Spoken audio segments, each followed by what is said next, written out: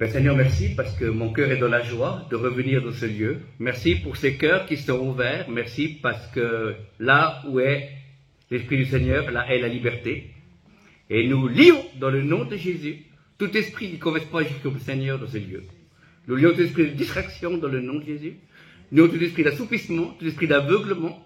Et nous proclamons dans ce lieu que Satan est vaincu et que Jésus est Seigneur à la gloire de Dieu le Père. Seigneur, nous mettons tout le monde sur le sang de Jésus. Et merci, Seigneur, la joie de pouvoir être devant ton peuple. Merci la joie d'être devant toi. Et merci de nous parler. Merci, Seigneur, parce que on a vécu un moment merveilleux par la louange. Et merci de continuer, parce qu'il y a un temps pour tout. Dans le nom de Jésus. Amen. Alors, la prédication de ce matin, le titre du message de ce matin s'intitule « Tu manques au Père ». Amen. Tu manques au Père.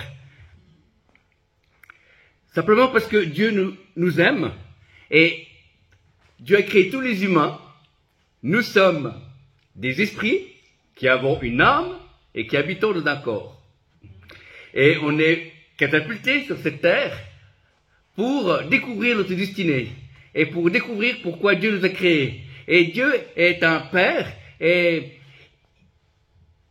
il ne s'impose pas, il se laisse choisir. On est tous, comme dit la Bible, enfants du diable, parce qu'on a tous péché, on est tous privés de la gloire de Dieu, mais une fois qu'on se convertit, qu'on donne notre vie à Jésus, on devient une nouvelle créature. Les choses anciennes sont passées, toutes choses sont en train de devenir nouvelles. Et après, on peut rentrer dans cette destinée qu'il a prévue pour nous. Amen. Parce que le but de Dieu, c'est pas seulement de nous sauver de l'enfer, quoique ce soit quelque chose déjà de merveilleux, gloire à Dieu, mais il y a une destinée, il y a une aventure qui est prévue pour chacun et chacune. Amen. Dieu nous aime avant la fondation du monde. Amen. Donc ça remonte très loin, hein. Je me souviens pas trop, mais vous étiez aussi là. Amen. Avant la fondation du monde. Et on doit découvrir ce Père merveilleux qu'il est. Donc je vous invite dans la Bible, pour ceux qui l'ont, sur n'importe quel support, à 2 Corinthiens, deuxième épître aux Corinthiens, chapitre 1, verset 3. Béni soit Dieu, le Père de notre Seigneur Jésus-Christ, le Père des miséricordes et le Dieu de toute consolation. Amen.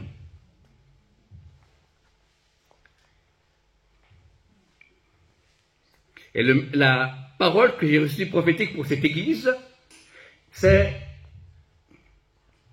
le Seigneur dit, je veux mettre mes entrailles dans cette église. Pas seulement la connaissance qui touche l'intellect, mais de même que vous me louez avec tellement d'élan, avec votre cœur, je veux aussi mettre mon cœur au milieu de vous, le cœur de Dieu au milieu de vous, parce que je suis un Dieu de relation, je suis un Dieu d'amour, je suis un Dieu d'éternité, c'est moi qui vous ai choisi, c'est moi qui vous protège, c'est moi qui vous nourris, c'est moi qui vous conduis, c'est moi qui vous ai appelé des ténèbres à la lumière, et je veux encore utiliser cette église pour être un lieu de rassemblement, un lieu de rencontre, où ma bénédiction descend, où ma vie descend. C'est un lieu saint, c'est un lieu d'amour, c'est un lieu de restauration, c'est un lieu de pardon, c'est un lieu d'enseignement, et c'est un lieu de guérison. Amen. Je vous soumets cette parole. Alléluia.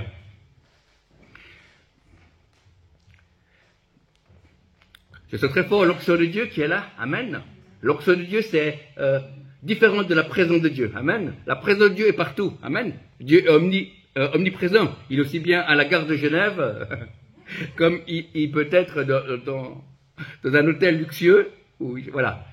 Mais l'onction de Dieu, c'est particulier. L'onction de Dieu, c'est ça ne s'explique pas, mais ça se vit. C'est une manière particulière où Dieu manifeste sa présence. Et il y a également dans l'onction, il y a la puissance. Parce que l'onction brise le joug. Amen. Voilà.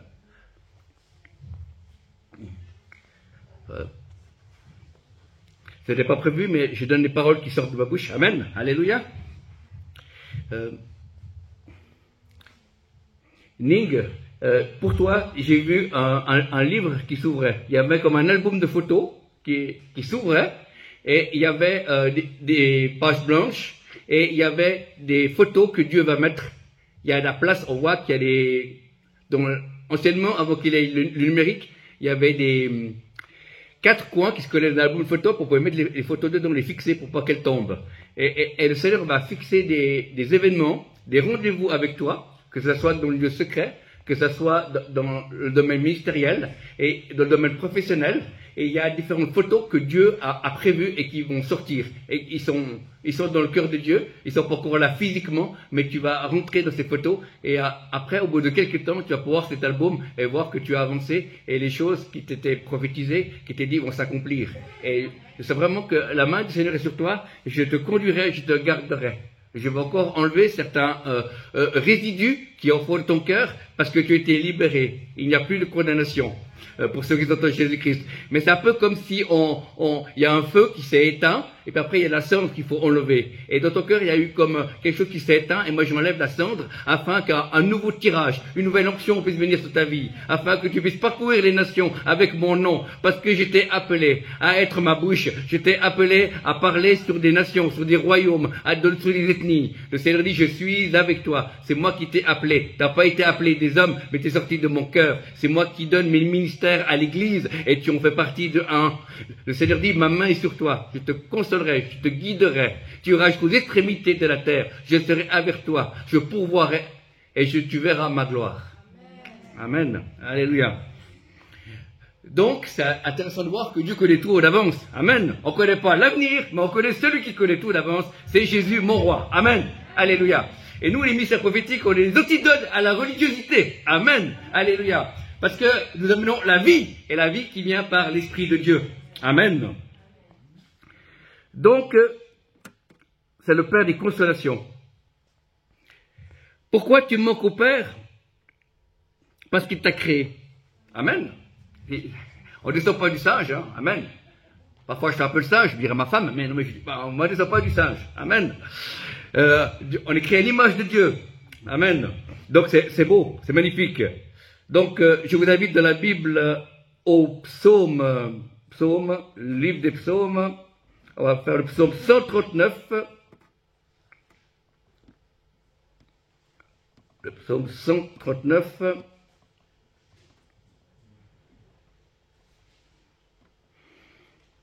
Verset 14.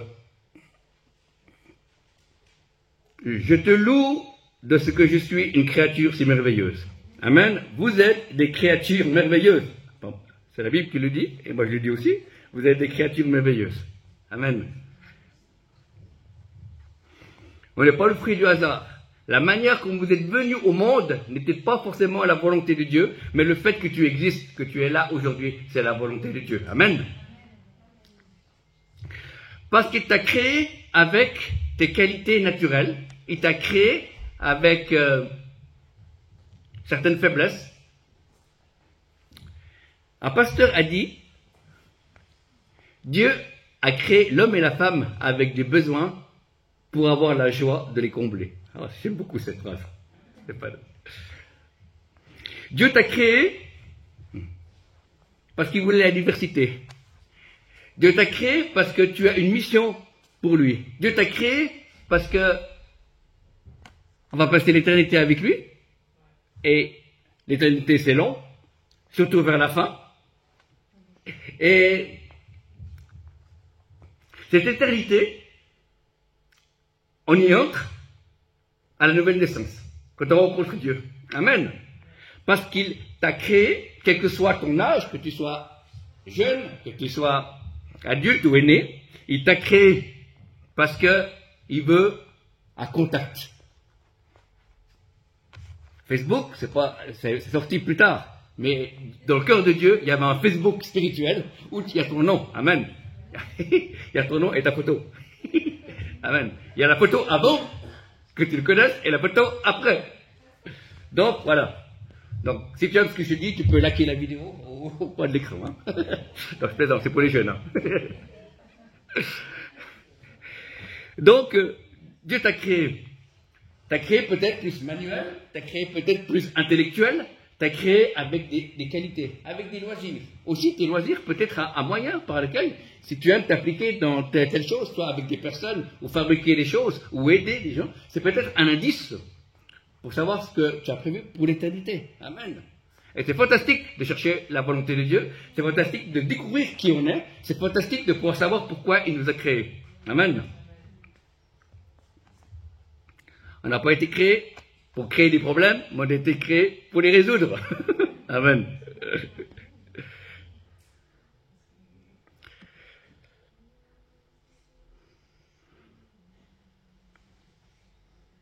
Tu manques au corps du Père parce que, deuxième point, parce qu'il t'a pardonné. Amen. On est tous pécheurs, mais le jour où on rencontre Jésus, il nous a pardonné.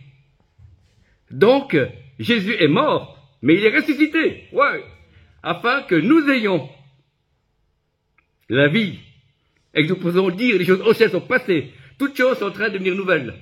Et les choses anciennes, ce sont l'être humain ancien, l'esprit, avant, après le Saint-Esprit vient en nous, ça se connecte ensemble, on fait plus qu'un, amen, une seule plante avec Dieu, amen. Donc, on peut aller vers lui parce qu'il nous a pardonné. Jean 3,16, Dieu a tant aimé le monde qu'il a donné son Fils unique, afin que quiconque croit en lui ne périsse point, mais puisse avoir la vie éternelle. Amen. Donc, parce que Jésus est mort, ressuscité, eh ben, c'est ce que j'ai fait en 1989. Oui, ça date, hein, ça fait vieux. Hein.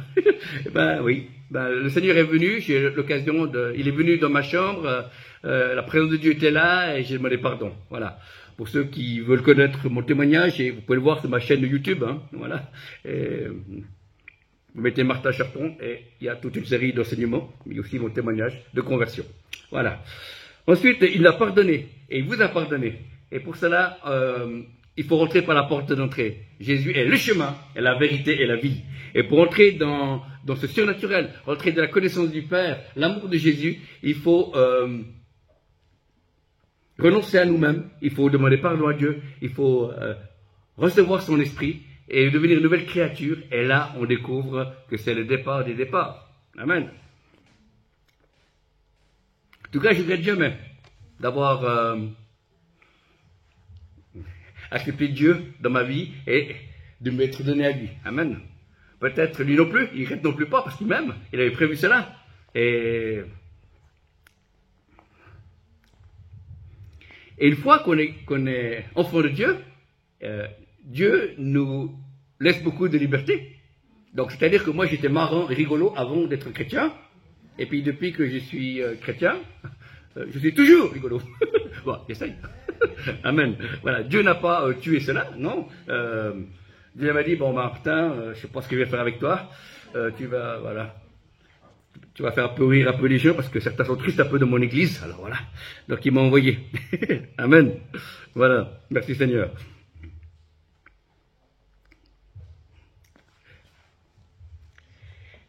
Alors on a vu, il nous aime, Dieu, parce qu'il nous a créés, parce qu'il nous a pardonné. Et le troisième, parce qu'il y a une destinée pour toi. Amen. Voilà, c'est pas une destinée non future, c'est une destinée qui va dans l'éternité. C'est quelque chose qu'on ne peut pas expliquer, mais c'est quelque chose qui se vit et c'est glorieux. Et tu es appelé à rentrer dans cette rencontre avec Dieu et de marcher sur cette voie et découvrir pour qui tu es, d'abord qui tu es en tant que garçon, en tant que fille, qui tu es, et après pourquoi Dieu t'a appelé. Amen. Wow, c'est passionnant tout ça. Voilà. C'est au Koh-Lanta spirituel. Amen. Voilà. Alors, je vous invite de prendre la Bible, donc Jérémie 27, verset 11. Jérémie, alors, si la technique suit. Alors, Jérémie 27, 11.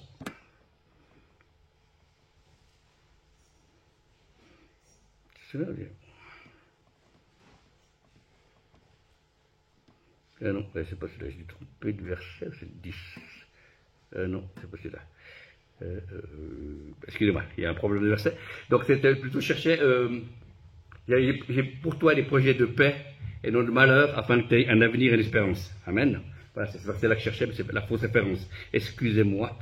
C'est pas ça, oui, exactement.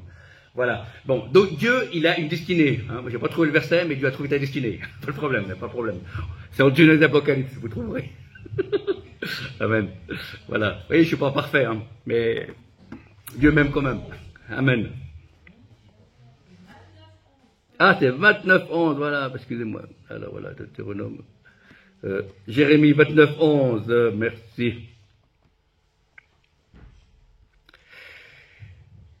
Destinée, c'est une destination. Et c'est passionnant de chercher ces destinations, pas sans arrêt, mais dans notre quotidien, petit à petit, on découvre des indices. Petit à petit, on découvre des choses qui plaisent à Dieu et qui nous plaisent. Amen. Dieu ne te demandera jamais des choses qui ne te plaisent pas. Du moins au début. Comme je dis toujours, le salut est gratuit, mais l'appel de Dieu coûte tout. Il y a un prix à payer pour le service de Dieu et pour connaître Dieu. Amen. Mais c'est normal. Voilà. Donc Jacques, il dit, approchez-vous de Dieu et il s'approchera de nous. Amen. On doit faire le premier pas. Parce que pourquoi? Parce que Dieu veut être sûr qu'on désire vraiment le rencontrer. Et est-ce que tu connais de Dieu? Est-ce que tu... Eh ben, tu vas et Dieu va multiplier. Amen. Dieu est fantastique pour ça. Il multiplie beaucoup de choses. Amen. Et il veut que tu rentres ta destinée pour que tu puisses vivre ta vie avec lui. Dans les choix d'études, dans les choix professionnels, dans les choix familiales et dans les choix pour un jour pouvoir le servir. Amen. Le servir à plein temps, à mi-temps ou en dehors des heures d'études et de travail. Et on va de gloire en gloire. Parce que si beaucoup de chrétiens ont passé par là, ils savent qu'ils sont créés par Dieu, ils savent qu'ils sont pardonnés, et ils restent dans l'église et ils tournent en rond parce qu'ils ne recherchent pas leur destinée. Et c'est pour ça qu'ils s'ennuient. Et si on tourne en rond, on peut tomber dans le piège de la religiosité, et tandis que son cherche notre destinée, voilà. Dieu connaît tout à l'avance. Une destinée, c'est quelque chose que tu ne peux pas remplacer ton voisin, ta voisine qui est à côté de toi. C'est quelque chose de personnel. C'est comme tes empreintes digitales. Elles sont uniques. Amen. Eh bien, Dieu a un plan de ta vie sur mesure. Amen. Il y a des points communs. On doit se faire baptiser d'eau, on doit faire partie d'une communauté, etc. Mais il y a beaucoup de choses qu'on va faire ensemble, mais il y a des choses personnelles.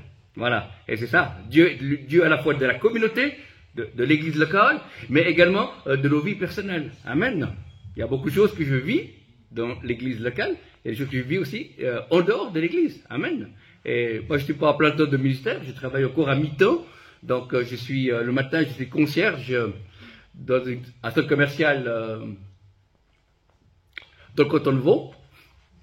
Eh bien, le matin à 6h30 que je vais travailler, je suis dans mon parking tout seul. Eh ben, Dieu est là. Amen. Et souvent, c'est une rencontre entre lui et moi, où lui, il vient pas travailler, sinon il travaille au nord, mais, mais il est là.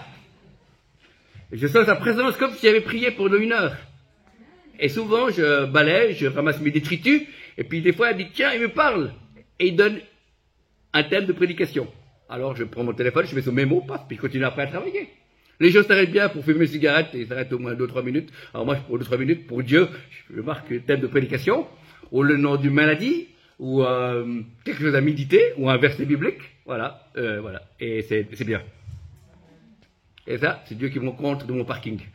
C'est excellent. Voilà. Et puis Dieu me rencontre aussi à l'église. Il est partout. Amen. C'est fantastique. Il y a ceux qui voient les démons partout, mais moi je me vois Dieu partout. Amen.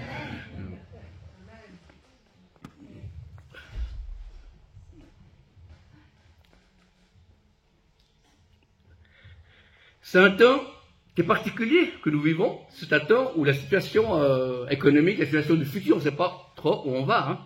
Pour la Suisse, les pays voisins, etc. Mais on est sûr, c'est que lui nous gardera. Amen. C'est beau, dans un des évangiles, il est dit, Père, je garderai tous ceux que tu m'as donnés, et aucun ne se perdra. Sauf le fils de la perdition, donc Judas, mais sinon, personne ne peut se perdre. Amen. Savoir qu'on est dans la main de Dieu, pour pas qu'on se perde, et qu'il va nous garder dans ces temps difficiles, c'est encourageant. Moi, je ne connais pas l'avenir, mais je connais celui qui connaît l'avenir. Et c'est lui qui va nous parler. Et c'est pour ça que j'ai à cœur de vous inviter à toujours plus entendre la voix de Dieu. Et le but des ministères prophétiques, c'est de vous donner envie de plus écouter la voix de Dieu. Voilà. Vous n'avez pas sans arrêt besoin d'un prophète ou d'une prophétesse pour que Dieu vous parle. Nous avons tous reçu le Saint-Esprit. Nous avons tous accès au Père. Nous avons tous le Wi-Fi spirituel avec Dieu. Amen. Alléluia. Mais certains sont bien connectés, mais ils sont au mauvais endroit. Ils n'ont pas de réseau. Hein. Il faut bouger un peu. Donc, amen. Voilà. Mais le but, c'est pour pouvoir vous encourager à écouter la voix de Dieu. Parce qu'on est tous sacrificateurs à la gloire de Dieu le Père. On est tous enfants de Dieu. Et on est tous capables d'entendre la voix de Dieu. Amen. C'est fantastique. On n'a pas dit qu'on est tous prophètes, mais on est tous capables d'entendre la voix de Dieu pour nous, ou pour notre famille, ou pour d'autres personnes. Amen. Voilà. Et pour ça, il faut s'exercer. Moi, j'ai dû apprendre à lire. Et ben, le même. Et on doit apprendre à exercer les dons de l'esprit. Et puis après, c'est comme le ski, hein. C'est bien. Des fois, vous tombez une ou deux fois, vous vous relevez, hein. Le juste tombe 7 fois, il se relève toujours. Amen. Mais on est là pour apprendre. Et moi, j'ai pas commencé comme ça. J'ai commencé par un mot. J'avais un mot prophétique, hein. Ça fait drôle, hein. Après, j'ai eu 2 mots. Après, j'ai eu une phrase. Puis Dieu a multiplié. Amen. Puis maintenant, ça peut aller plus loin. Merci, Seigneur. Voilà. Il faut commencer. Pas mépriser les petits commencements. C'est ça qui est bien. Et là aussi, comment Dieu parle, il y a des enseignements là-dessus qui sont très bien, différents. Voilà. Mais c'est juste. Dieu veut te parler. C'est prévu. Amen. On a été créés pour Dieu. On est à l'image de Dieu. Donc, Dieu parle, nous on parle, il écoute, nous on écoute. Amen, c'est fantastique. Voilà. Alors, c'est dialoguer avec Dieu. Je ne veux pas vous tromper. Hein. C'est pas... ça se fait de la tranquillité. Il faut prendre du temps. Pas forcément longtemps, mais un temps de qualité. Si vous prenez que quart d'heure, 20 minutes, voilà, ou plus. Mais cherchez d'abord pas la durée, cherchez d'abord la qualité. Amen. Parce que si vous cherchez la durée, vous allez vous fatiguer. Si vous cherchez la qualité, par exemple, vous prenez que 15 minutes et tout d'un coup la présence de Dieu tombe sur vous, vous allez trouver 15 minutes trop court. Amen. Et vous devez faire un peu plus après. Amen. Mais ce qui compte, c'est être fidèle. Amen. Moi, j'ai commencé par 20 minutes, après j'ai fait plus, et Dieu multiplie. Alléluia. Amen. Et chercher la qualité. Dieu est libre de nous parler ou de ne pas nous parler de relecteurs de culte personnel. Il ne faut pas tromper tout le monde. Tout ce que j'amène à Dieu, Dieu ne me répond pas sur tout et tous. Hein. Amen. Je vous dis la vérité. Mais il me répond sur beaucoup de choses. Et puis des fois, j'ai la réponse, c'est ça qui est super. Pendant la journée, j'ai prié, Seigneur, qu'est-ce que tu veux que je fasse ceci ou cela? Est-ce que c'est ta volonté? Amen. Mais j'ai pas reçu de révélation, de vision. Il n'y a pas eu un ange, j'ai eu trop qui fait... Pardon. Merci. Donc, prenez du temps avec Dieu. C'est le parler, puis essayer l'écouter. Comment Dieu parle? Ça, c'est la bonne question. Hein. Alors, il y a plusieurs manières. Il parle aussi par sa présence, ou sa non-présence. Et des fois, je sens la présence de Dieu, et ça fait du bien. Des fois, je sens moins ou pas, mais il est quand même là. Amen. Donc, il ne faut pas forcément se baser sur ce qu'on ressent.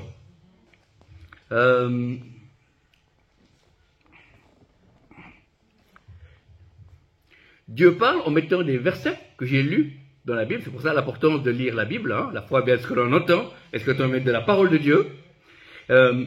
Mets des versets bibliques dans ma tête. D'un coup, voilà. Donne-moi de la nation pour héritage. Hein. Ce sont 2 pour sortir ce verset-là, ce qui m'invite à intercéder pour les nations. Amen. Voilà.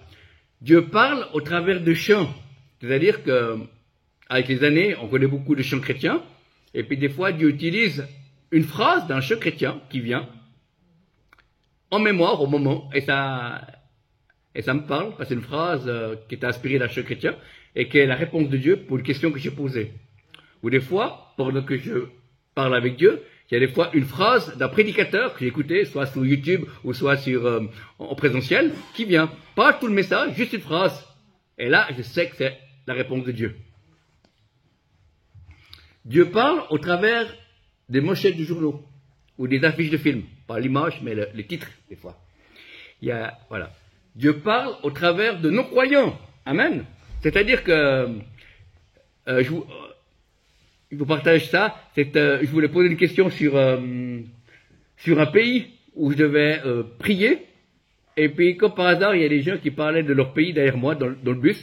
Et c'était des personnes des Caraïbes, voilà, et qui parlaient.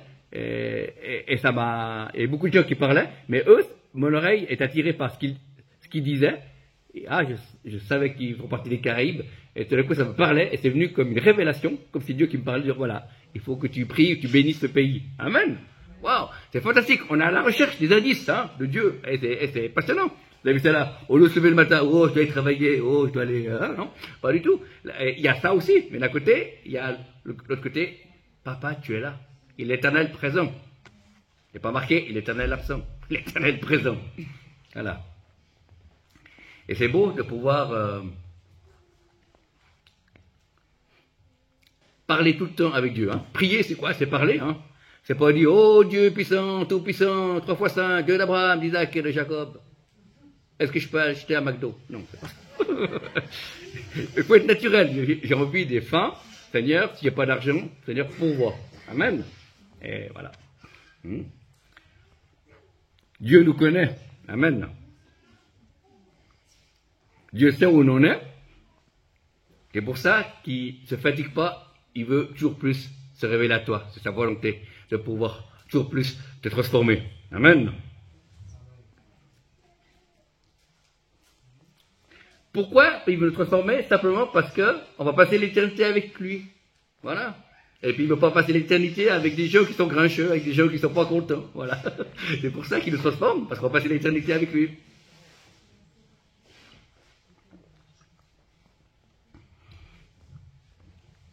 Et puis prendre du temps pour lire la parole. Dieu parle aussi au travers de la Bible. Pas forcément de beaucoup, simplement un chapitre, un psaume ou quelque chose, un proverbe. C'est intéressant. Et dire Saint-Esprit parle à mon cœur au travers de la Bible. Et ça marche. Amen. Beaucoup de personnes qui sont là vivent cela. Et c'est aussi un moyen par lequel Dieu nous parle. C'est un moyen très sûr. Et puis si vous recevez quelque chose, vous n'êtes pas sûr, il faut parler à des gens qui sont plus aînés dans la foi ou qui connaissent plus longtemps le Seigneur que vous, pour pouvoir savoir si ce que vous avez reçu, c'est parce que j'ai mangé trop de pizza, ou est-ce parce que j'ai vu un film, ou est-ce parce que c'est réellement Dieu qui me parle. Amen. On a le droit de se poser des questions. Il n'y a jamais de mauvaise question avec Dieu. Amen.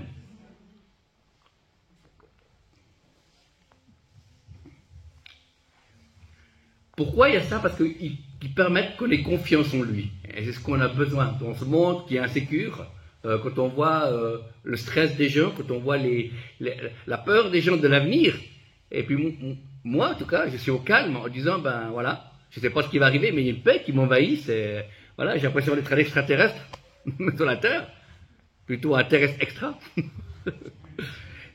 et Dieu est là, et c'est intéressant de pouvoir vivre avec lui. Voilà. Et je crois que ce qu'il demande, c'est pas qu'on fasse d'abord des choses pour lui, mais qu'on puisse déjà avoir un contact avec lui. Pas un contact de prière avec la liste à commission. Alors, c'est là que je te prie pour mon frigo, pour mon VTT et pour ma belle-mère. Amen, merci. Voilà. Non. Voilà. On peut avoir des ciels de prière où on vient plusieurs fois, parce qu'il y a des prières, on exaucé la première fois. Il y a des fois, il faut un peu de temps, voilà. Et puis des fois, il faut plus longtemps. Si vous priez pour la conversion de quelqu'un, ça va durer plus longtemps. Voilà, mais c'est possible, et Dieu va répondre. Amen. Parce que Dieu veut que tous les hommes soient sauvés et parviennent à la connaissance de la vérité.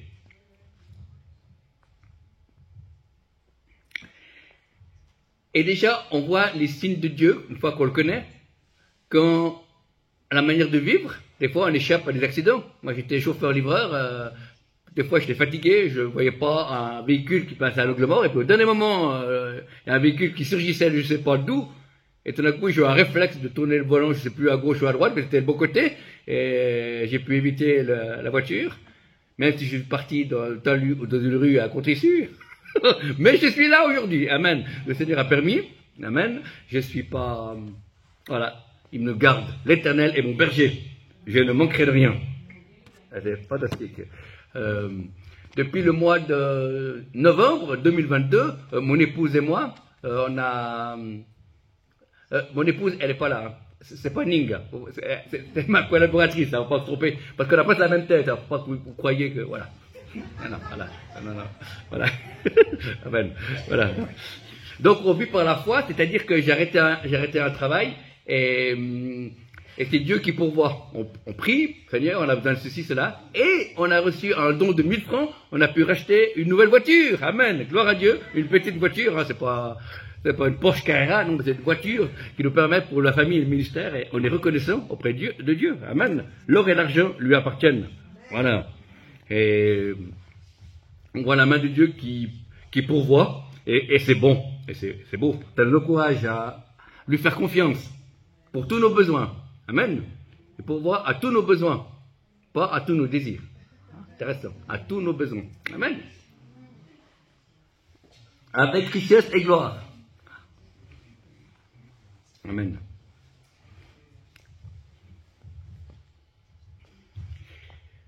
Je dirais juste un petit mot, parce qu'il y a eu quelques mois en arrière, quelques semaines en arrière, il y a eu pour beaucoup de personnes, il s'est passé quelque chose au Kentucky, dans l'université, où il y a eu un début de réveil, un amorce de réveil, où la présence de Dieu s'est arrêtée pendant plusieurs jours, où plus de 50 000 personnes, je crois qu'on va dire, ils ont été voir sur place une action de Dieu, voilà.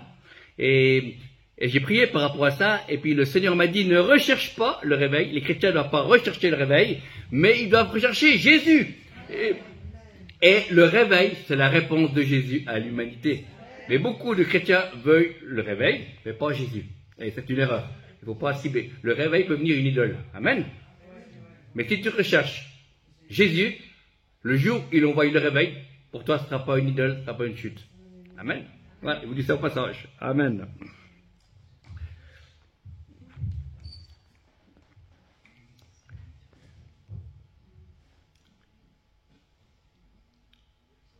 Beaucoup sont appelés à faire des études, d'autres sont appelés à travailler, et c'est voulu.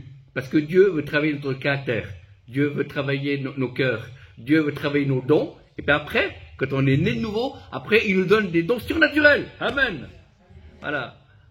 On fait partie des Avengers spirituels. Amen. Ou des Marines spirituels. Ouah. Amen. Voilà. C'est intéressant qu'on a des armes qui ne sont pas charnelles, on a des dons de l'esprit qui sont là pour détruire les œuvres du malin. Amen. Et on a les fruits de l'esprit qui est le caractère de Jésus. Vous voyez, il faut l'amour et il faut les dons. Amen. Il y a des chrétiens qui veulent que la puissance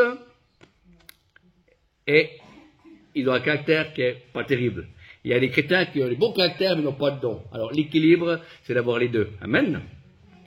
On avance, et si on est un peu déséquilibré, ben Dieu nous rééquilibre, parce que lui, il est équilibré. Amen. Il a à la fois le feu, il a à la fois la parole, il a à la fois la vie. Amen. Et il veut encore enflammer l'église en Suisse. Amen. Et l'église est une succursale du ciel. L'église est un lieu de rencontre avec le monde spirituel, bon et mauvais. Amen. L'église est remplie de personnes, mais également d'anges. Amen. Des anges, oui, les anges existent, amen. On les voit pas, bon, des fois certains peuvent les voir, hein. Bon, des fois je les entends, hein. J'entends les ailes, ça fait hein. C'est impressionnant. J'ai pas l'image, mais j'ai le son. Amen. Voilà. Mais c'est beau. Après on apprend à reconnaître la présence de Dieu.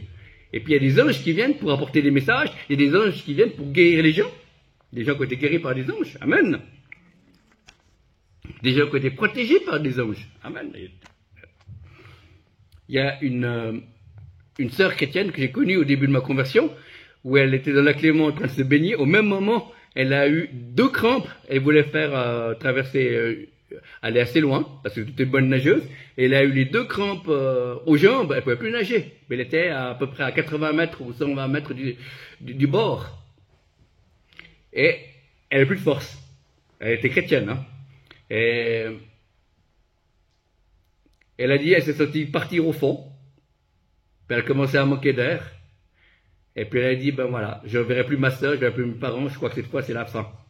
Elle pensait ça, au même moment, elle a dit, j'ai senti des mains invisibles qui m'ont attrapé par la taille, qui m'ont poussé vers la hauteur pour me laisser la tête hors de l'eau. Et cette main et cette force m'ont poussé en direction du rivage pendant plus de 50 mètres ou 60 mètres. Et jusqu'à qu'elle ait son fond. Après, elle a pu se traîner au bord. Voilà. Et c'était un ange de l'Éternel qui a agi. Alors voilà.